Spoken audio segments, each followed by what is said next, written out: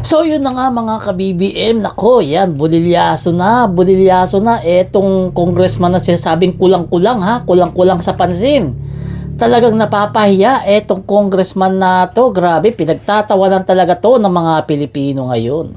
Isipin mo ha, isipin mo, sa kabila ng kadaldalan nito, sa kabila ng paninira nito, sa kabila ng kayabangan nito, ngayon, parang nabuhusan na himasmasan ng masamang kanal dahil tahimik ngayon dahil napapaya sa mga Pilipino. O yan si Kiko Barsaga, pinagtatawanan ngayon ng mga Pilipino kasi suspendido ng 2 buwan. Dapat nga hindi lang suspended yan, dapat nga yan tinanggal na sa Kongreso kasi wala namang alam yan. Kung hindi bumatikos kay PBBM. Walang ibang alam gawin yan. Wala pa nga naipapasang batas yan eh. Wala pa nga yata yan kahit isang batas na ipinanukala. Kasi nga yung congressman na yan, marami nagsasabi, puro lang daldal, puro lang porma, puro lang ngaw-ngaw. Pero sa totoong buhay, purdoy, mahina ang kukote, kulang-kulang sa pansin etong kongresista na to. Kaya dapat lang talaga na nasuspindihan kasi sayang lang pasahod ng taong bayan dyan. Dapat nga dyan, palitan na yan ng bagong kongresista sa Dasmariñas, Cavite, sa 4th District ng Cavite para kahit paano, umayos-ayos naman yung lugar nila ron kasi nakikita ko sa mga video sa TikTok, ang dami palang basura ron na nagkakalat at binabaha rin pala yung lugar na yun. Nung ba naman classic congressman yan, di ba?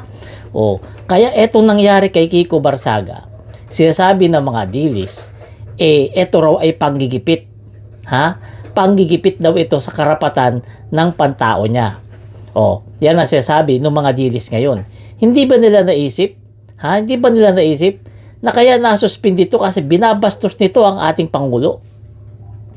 Kaya nasuspend dito kasi kulang-kulang to. Kulang-kulang to mag-isip. Dahil imbis na suportahan ang gobyerno, binabanat-banatan niya pa. Which is part naman siya ng gobyerno. At kaya ito nasuspindi dahil sa masama at bastos na asal nito sa mga kapwa niya, kongresista. Siyempre, dapat yan, igagalang mo, irerespeto mo yung kapwa mo, kongresista, lalong-lalo na kung bagito ka lang. Di ba? Dapat igalang mo yung mga congressman na kasama mo ro, lalong-lalo yung mga nauna sa'yo, yung mga matatanda sa'yo, igalang mo. Hindi pwede magkanta-kanta ka dyan ng meow-meow-meow para kang siraulo. Di ba? Hindi gawain ng matinong congressman yan. Siraulo lang na congressman ang gumagawa ng kantang meow-meow-meow habang nasa gitna ng plenary. Kaya dapat lang talaga talagang masuspindi. Dapat nga tanggal pa talaga to kasi hindi sapat yung suspindi. After 2 months, babalik na naman sa kaugagan etong congressman na to. Di ba? Kaya sana magkaroon ng himala na tuluyan ng matanggal etong congressman na to kasi kawawa. Yung mga nasasakupan nito sa 4th District ng Cavite, kawawa. Mahina ang klase yung congressman nila. Mahina, magaling lang bumunganga, magaling lang manira, magaling lang magnyaw-nyaw. Pero sa totoong buhay, purdoy, walang ibubuga. Walang isang batas na naipanukala at walang naipasa na kahit na isang batas. Ang alam lang niya, banatan ng banatan ang gobyerno. Yan lang talaga ang alam ng kongresista na to. So, uniulit ko ha mga kababayan ha, walang kinalaman si PBBM dyan. Baka sabihin nyo na naman, kasalanan niya ni PBBM. Baka sabihin nyo na naman, si PBBM ang ulo, kaya, o ang utak, kaya ito ay nasuspindi. Hindi po totoo yan. Dahil nasuspindi ito dahil sa kanyang katangahan. Katangahan na nagpahamak sa kanya at hindi man lang siya binibigyan ng advice ng mga tao, ng mga matatanda sa kanya na nakapaligid sa kanya.